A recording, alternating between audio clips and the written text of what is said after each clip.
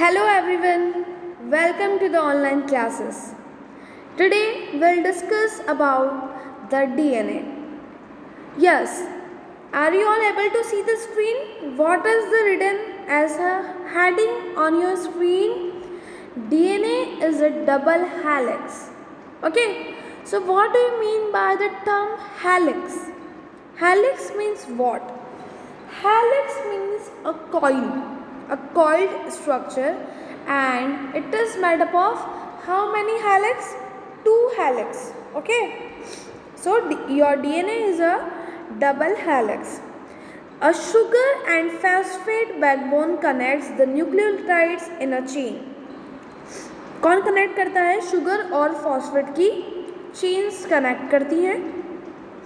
Second thing, the base pairs hold the two DNA strands together with the help of hydrogen bond. किनकी help से base pairs आपस में attached है? with the help of hydrogen bond. Okay? And already हमें discuss कर चुके हैं that what is DNA. So what is DNA? DNA is a long polymer made from repeating units called nucleotides. हमने कल के लेक्चर में पढ़ा था न्यूक्लियोटाइड्स के बारे में. तो डीएनए क्या था? एक लॉन्ग पॉलीमर था जो न्यूक्लियोटाइड के रिपीटिंग यूनिट से मिलकर बन रहा था. ठीक है, और हम उनको किस सिंबल से आइडेंटिफाई कर रहे थे? सिंबलाइज किसके थ्रू कर रहे थे? With a single letters. That letters either A, T, C और G. So tell me one thing, that what is A, T, C and G? What is the term given to these letters? These letters are known as base pairs. They are known as base pairs. So how many categories are there in the base pairs? Two categories. Which one? Purines and pyrimidines. कौन सी दो terms थी हमारे पास? Purines and pyrimidines. So what do you mean by purines?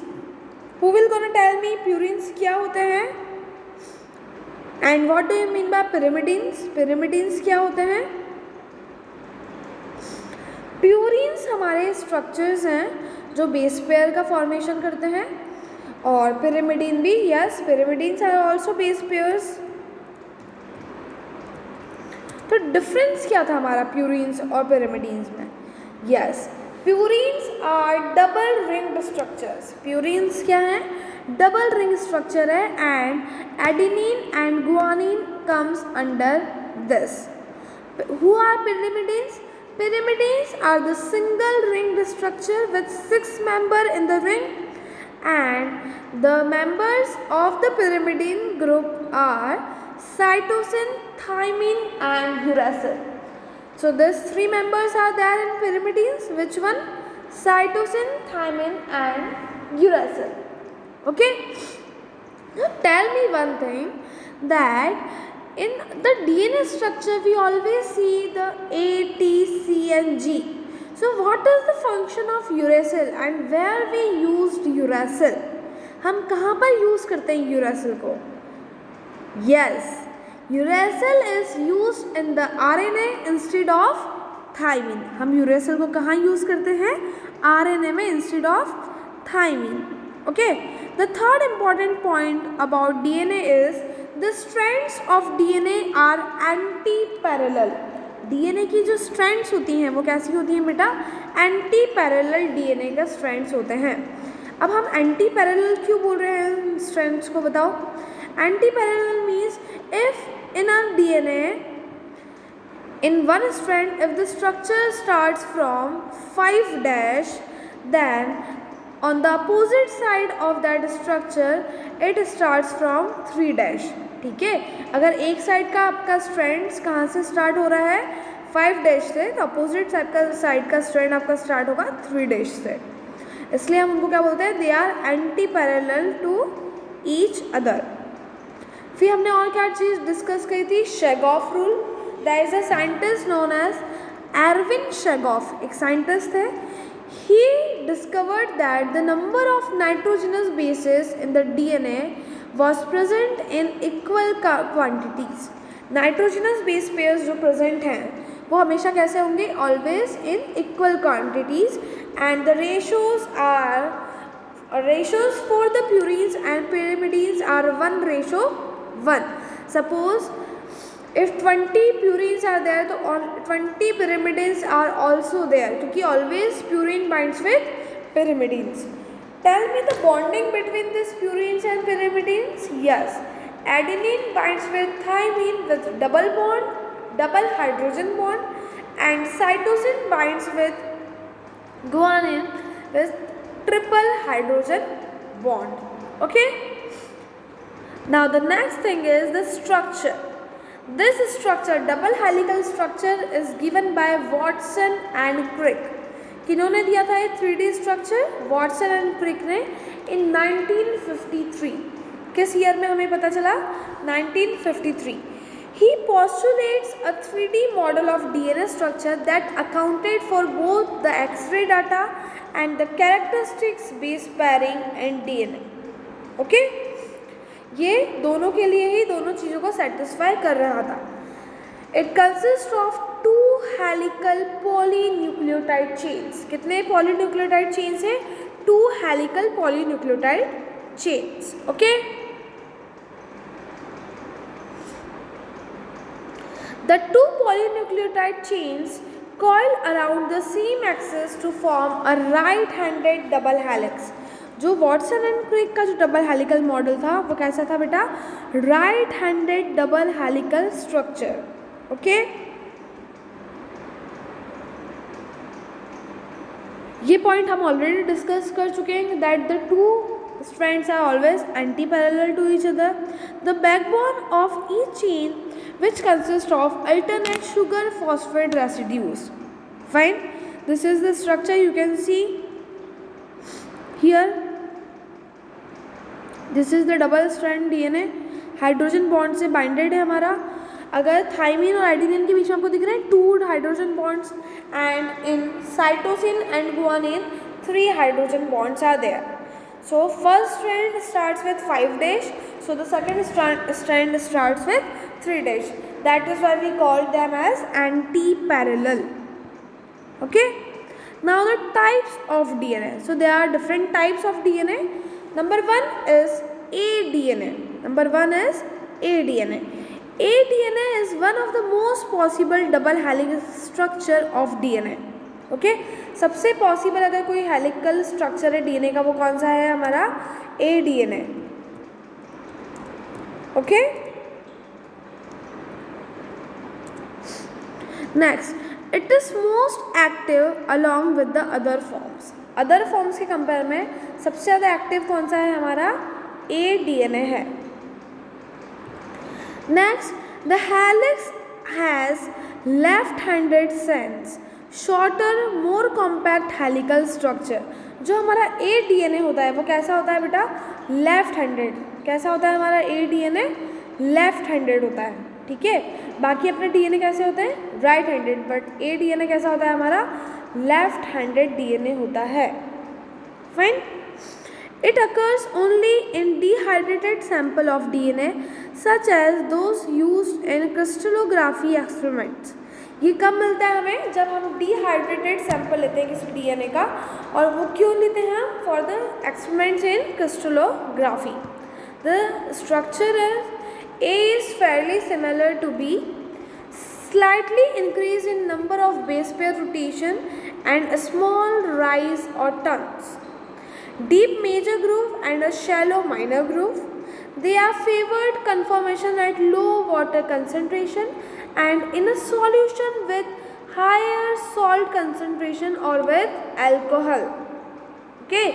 Added, the DNA structure may change to an A form, which is still right-handed, but every 2.3 nm makes a turn and there are 11 base pair per turns. कितने base pairs हैं हमारे aDNA में? 11 base pairs. लेकिन generally कितने होते हैं बेटा? अपने नॉर्मल अपने जो वॉटसन एंड क्रिक का देखा था वो कैसा था? राइट हैंडेड था और वहाँ पर 10 बेस पेयर्स पर टर्न थे. Okay.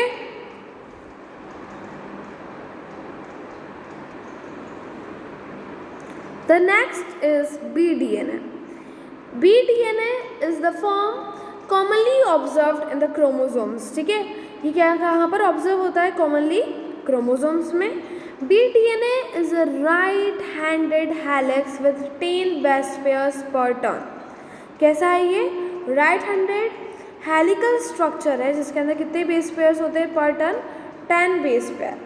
BDNA is replicated and used in the transcription and translation of RNA। कहाँ पर यूज होता है ये, transcription and translation of RNA which is the molecule used for protein synthesis। कहाँ यूज होगा, protein synthesis में RNA का use होता है, ठीक है। And it is also known as Watson and Crick model of DNA। यही वॉटसन एंड क्रिक का मॉडल था।